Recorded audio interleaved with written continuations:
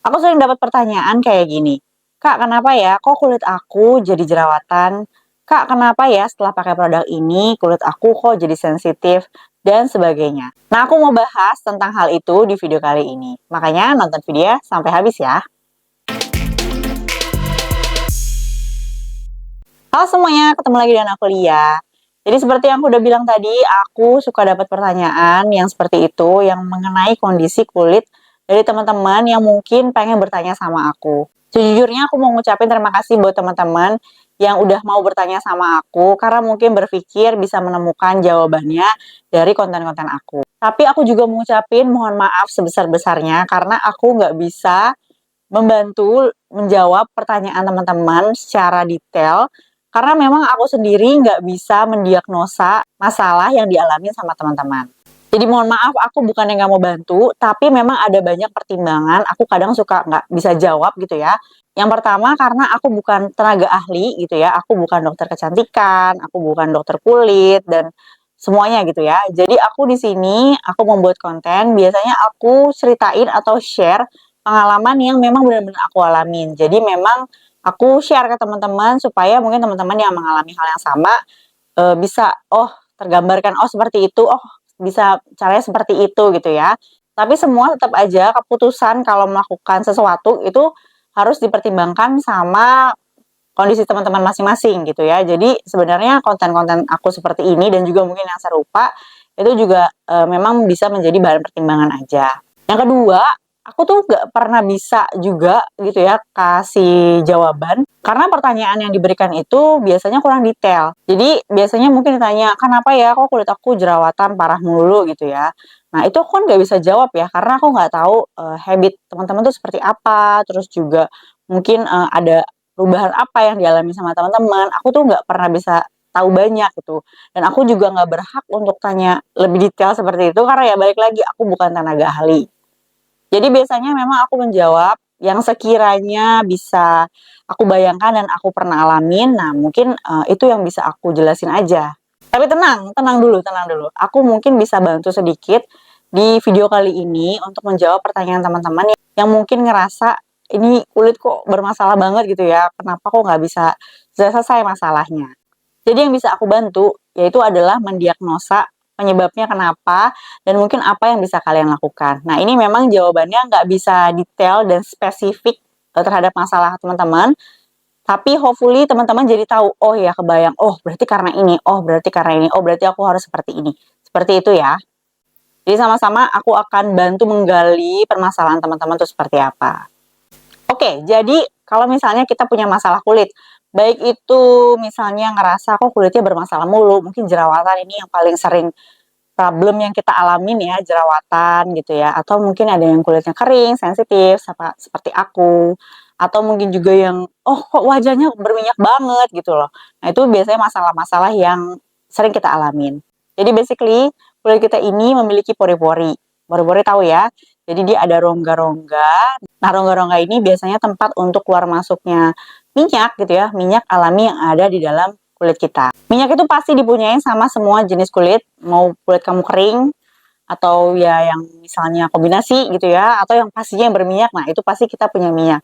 Cuman biasanya yang membedakan adalah kadar minyaknya tuh seberapa banyak gitu. Kalau misalnya yang berminyak, tipe kulitnya ya berarti minyaknya kadar minyak banyak gitu. Kalau yang kering mungkin lebih sedikit. Nah dalam kesehariannya kita tuh kan biasanya beraktivitas dan juga mungkin ada yang sering keluar rumah, ada yang pakai make up. Nah itu adalah kondisi-kondisi yang bisa nanti menutupi pori-pori dari wajah. Jadi misalnya kita keluar terkena debu, polusi gitu ya, udara gitu. Nah itu kan dia akan menutupi si pori-porinya itu.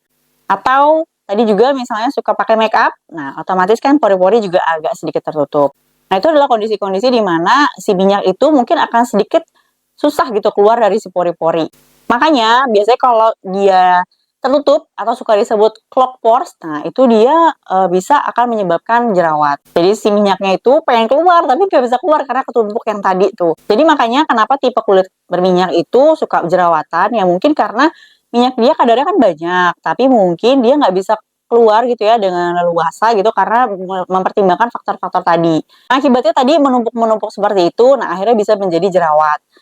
Makanya kenapa kita harus membersihkan wajah gitu ya, selain membersihkan wajah secara rutin, daily gitu ya, setiap hari maksimal 2 kali, tapi kita juga sebaiknya melakukan proses eksfoliasi. Jadi dia mengangkat sel-sel kulit mati dan juga kotoran-kotoran. Jadi tadi proses dia keluarnya si minyak itu dari pori-pori itu bisa berjalan dengan lancar. Nah, jadi buat teman-teman yang mungkin tipe kulitnya berminyak atau yang pokoknya ngalamin suka berjerawat aja deh gitu. Nah, coba teman-teman perhatiin sekali lagi, itu kulitnya itu udah cukup bersih gak gitu, membersihkannya udah dengan baik atau belum.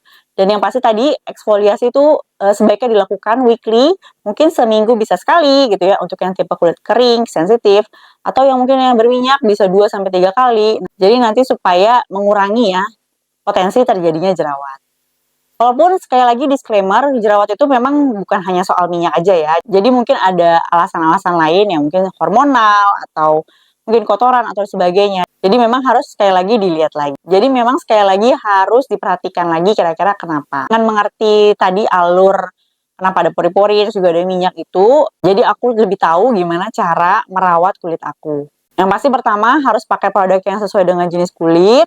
Terus juga kedua, kenalin masalahnya, itu seperti apa, penyebabnya seperti apa. Jadi dengan seperti itu aku jadi lebih tahu, oh berarti aku harus pakai produk yang seperti apa gitu ya, untuk membersihkan kulit dengan baik dan benar. Nah selain itu ada berbagai macam potensi kenapa terjadinya masalah gitu ya kulit. Kalau misalnya lagi breakout gitu ya, atau kering, atau juga berminyak parah. Biasanya ada beberapa macam hal yang mungkin bisa kalian cek sekali lagi. Mungkin pertama, ada perubahan cuaca atau iklim. Mungkin teman-teman ada yang mungkin mengalami perpindahan domisili gitu ya, atau pindah ke suatu tempat, ternyata ada perbedaan suhu gitu. Kayak waktu itu aku kalau traveling ke daerah yang dingin, wah udah deh itu kulit aku tuh pasti langsung breakout, kering, bersisik dan sebagainya. Karena memang tipe kulit aku kan kering. Nah makanya karena aku tahu itu, berarti aku harus pakai pelembab yang sesuai untuk bisa melembabkan kulit aku dengan baik. Atau juga mungkin teman-teman ada yang pindah ke suatu tempat yang kondisi airnya mungkin kurang oke, atau juga debu mungkin, polusi dan sebagainya. Nah itu juga bisa kalian perhatiin lagi. Atau juga kalian lagi cobain satu produk baru yang baru pertama kali pakai. Nah mungkin ada tidak cocokan gitu ya dengan produk tersebut, atau bisa juga si produk itu sedang bereaksi gitu ya. Jadi dia kayak adaptasi dulu. Nah, pokoknya itu bisa jadi salah satu penyebab kenapa kulit tuh jadi bermasalah. Makanya saran aku kalau saat mencoba produk baru, itu pastikan kulit lagi normal gitu ya, lagi dalam kondisi yang biasa aja. Terus juga pakainya coba satu produk aja. Jadi jangan coba beberapa produk dalam satu waktu. Jangan. Jadi kasih jeda untuk coba satu produk pertama, nanti pastikan dia udah oke, baru kalian bisa coba produk yang lain. Nah, ini jadi untuk menghindari potensi-potensi kita ada masalah gitu saat mencoba produk yang baru. Nah ini aku juga sering ngalamin waktu zaman dulu, waktu aku lagi itu benar desperate banget karena kulit aku tuh berjerawat parah. Jadi aku tuh suka gonta-ganti skincare dalam waktu yang dekat gitu. Aku paham karena aku sudah desperate banget kenapa ya kok ini kulitnya kok nggak beres-beres gitu ya. Makanya aku mungkin cobain satu produk, belum cobain cukup lama gitu ya, dalam jangka seminggu gitu ya, itu aku udah ngerasa, ah ini nggak cocok, aku coba yang lain. Nah, seperti itu. Nah, itu bisa berpotensi untuk merusak kulit dan juga kasihan ya kulitnya jadi bingung kenapa kok berubah-berubah melulu gitu ya. Jadi nggak dikasih kesempatan untuk cobain si produknya.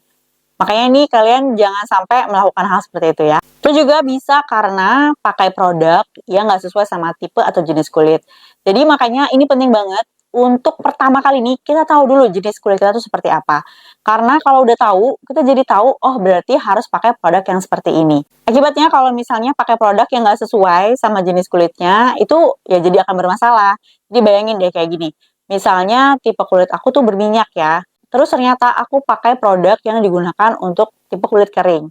Bayangin, kulit aku tuh udah berminyak banget, jadi kadar minyaknya banyak.